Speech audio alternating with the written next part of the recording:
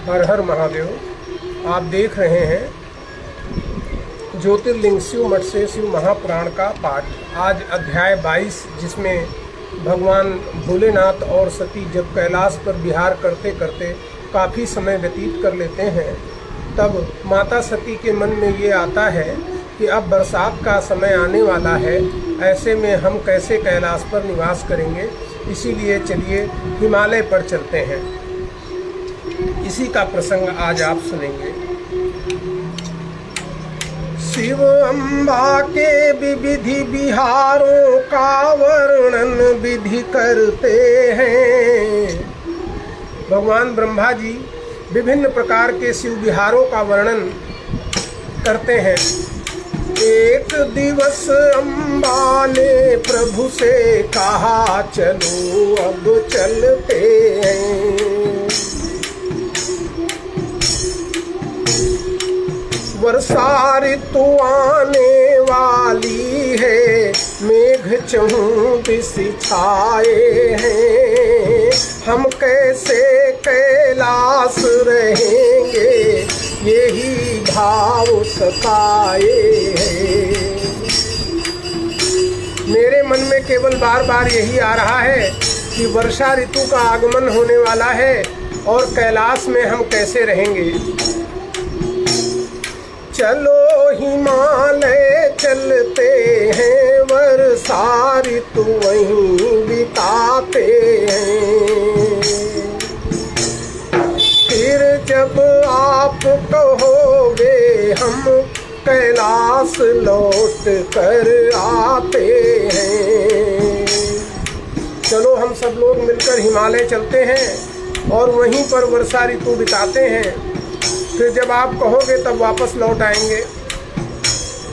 शिव जी हंसे और बोले, कैलाश में आएंगे, बिना हमारी आज्ञा के ये बूंद न जल बरसाएंगे। पार्वती सती से कहते हैं, तुम चिंता मत करो, मेघ हमारी आज्ञा के बिना कैलाश पर नहीं आते हैं और एक भी बूंद जल का नहीं गिराएंगे। सती जहाँ मैं रहता हूँ, कोई भी नहीं पहुँच सकता। मेरी मर्जी बिना जगत का पत्ता भी ना हिल सकता। सती मेरा निवास जहाँ है वहाँ पर कोई भी नहीं आ सकता, मेघ भी नहीं। मेरी मर्जी के बिना इस संसार का पत्ता भी नहीं हिलता। तुम मेरी अर्धांगिनी हो, फिर व्यर्थ सोच क्यों करती हो। प्रकृति पंचभूतों से मेरी पत्नी होकर डरती हो।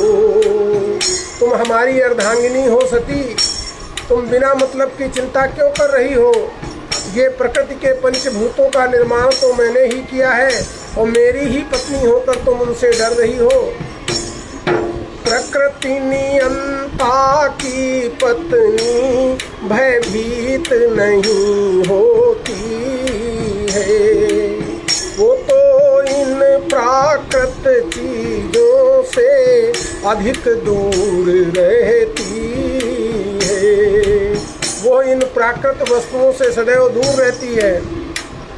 तुम्हारी इच्छा के बिना कोई भी कैलाश पर नहीं आएगा। कोई तुम्हारी इच्छा बिन कैलाश नहीं आ सकता है। कौन हमारी पत्नी को भी भला कष्ट दे सकता है। तुम्हारी इच्छा के विपरीत यहाँ कुछ नहीं होगा। तुम परेशान मत हो और कैलाश पर ही रहो। लेकिन फिर भी अगर तुम्हारी इच्छा है तो चलो हिमालय चलते हैं, वहाँ कुछ दिन रहकर फिर कैलाश पर आ जाएंगे। फिर भी अगर तुम्हारी इच्छा चलो हिमालय चलते हैं, कुछ दिन रह कर वहाँ पुनः कैलाश गमन करते हैं। भगवान शिव ने कहा ठीक है, अगर तुम्हारी इच्छा कैलाश से वापस जाकर हिमालय जाने की है तो हिमालय चलते हैं, कुछ दिन बाद वापस लौट आएंगे। शिव अम्बा ने पहुँच हिमालय पर कुछ दिन विश्राम किया, फिर शिव अम्बा ने मिलकर कैलाश धाम प्रस्थान किया। कुछ दिनों तक हिमालय पर भगवान शिव और अम्बा निवास करते हैं और फिर भगवान शिव और अम्बा मिलकर वापस कैलाश धाम पर आ जाते हैं। आप सुन रहे हैं ज्योतिर्लिंग शिव मठ से शिव महापुराण का पाठ। आपको इस बात का ज्ञान है ही कि प्रत्येक दिवस एक पाठ शिव पुराण का आपको इसलिए सुनाया जाता है क्योंकि आपके मन में शिव भक्ति बनी रहे, जिससे आपका कल्याण हो, आपके परिवार का कल्याण हो। भगवान के शिव भक्तों को सदैव जोड़े रखने के लिए ही ज्योतिर्लिंग शिव मठ की ओर से यह प्रयास किया जा रहा है। ऐसी अवस्था में आप सब लोग अधिक से अधिक संख्या में भगवान शिव के वचनों को अवश्य सुने। कल भगवान शिव द्वारा माता सती को ज्ञान और मोक्ष का वर्णन किया जाएगा। अध्याय 23 में कैलाश पर भगवान शिव और सती बैठ करके ज्ञान और मोक्ष का चिंतन कर रहे हैं, ज्ञान और मोक्ष का वर्णन कर रहे हैं।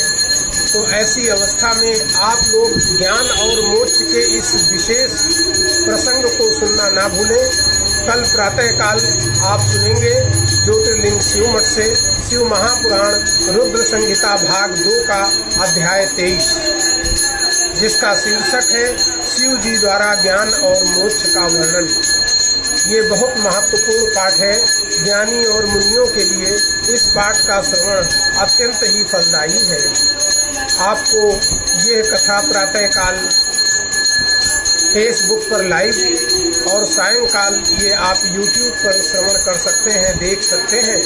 इसके अतिरिक्त किसी भी समय आप इसे ज्योतिर्लिंग शिवमठ.in नामक हमारी ऑफिशियल वेबसाइट से देख सकते हैं।